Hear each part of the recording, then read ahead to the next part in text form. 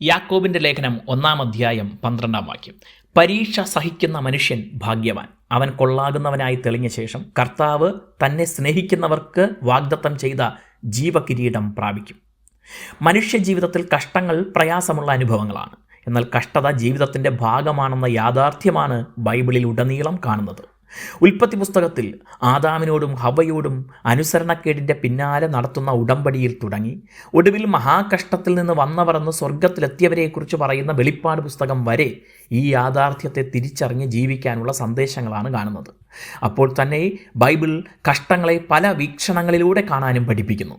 ചില കഷ്ടങ്ങൾ മനുഷ്യനിർമ്മിതങ്ങളാണ്, ചിലത് മനുഷ്യൻ്റെ നിയന്ത്രണത്തിന് അപ്പുറത്ത് നടക്കുന്ന കാര്യങ്ങളാണ്.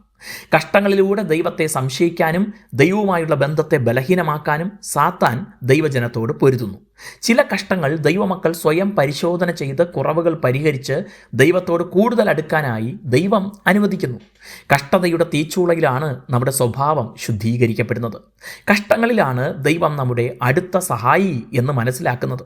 കഷ്ടതയിലാണ് യഥാർത്ഥ സ്നേഹിതർ ആരെന്ന് തിരിച്ചറിയുന്നത്. ആവശ്യങ്ങൾക്കായി മാത്രം നമ്മെ ഉപയോഗിക്കുകയും കഷ്ടങ്ങളിൽ കൂടെ നിൽക്കാതിരിക്കുകയും ചെയ്യുന്നവരെ മനസ്സിലാക്കുമ്പോഴും നാം ദൈവസ്നേഹത്തിലല്ല അവരെ നോക്കുന്നതെങ്കിൽ നിരാശയും ദേഷ്യവും വെറുപ്പും ഒക്കെ ഉളവാകാം. കഷ്ടതയിലെ ഭാഗ്യാവസ്ഥയെക്കുറിച്ചാണ് ഇവിടെ യാക്കോബ് എഴുതുന്നത്. കഷ്ടത ഒരു അവസരമാണ്, കൊള്ളാകുന്നവനെന്ന് തെളിയിക്കാൻ ദൈവം നൽകുന്ന അവസരം. ബൈബിളിൽ അങ്ങനെ പലരെയും കാണാം. എന്നാൽ കഷ്ടത വരുമ്പോൾ ദൈവത്തെ തള്ളിപ്പറയുന്നവർ പരാജിതരാകുന്നു. അതേസമയം നമുക്ക് സഹിക്കാവുന്നതിന് മീതെ ദൈവം കഷ്ടത അനുവദിക്കുകയില്ല എന്ന ബോധ്യത്തോടെ ഇതിനെ തരണം ചെയ്യാൻ കഴിയും എന്ന് ധൈര്യപ്പെടണം. അങ്ങനെ ജയിക്കുന്നവർക്ക് ദൈവം വാഗ്ദത്തം ചെയ്തിട്ടുള്ള പ്രതിഫലമാണ് ജീവകിരീടം.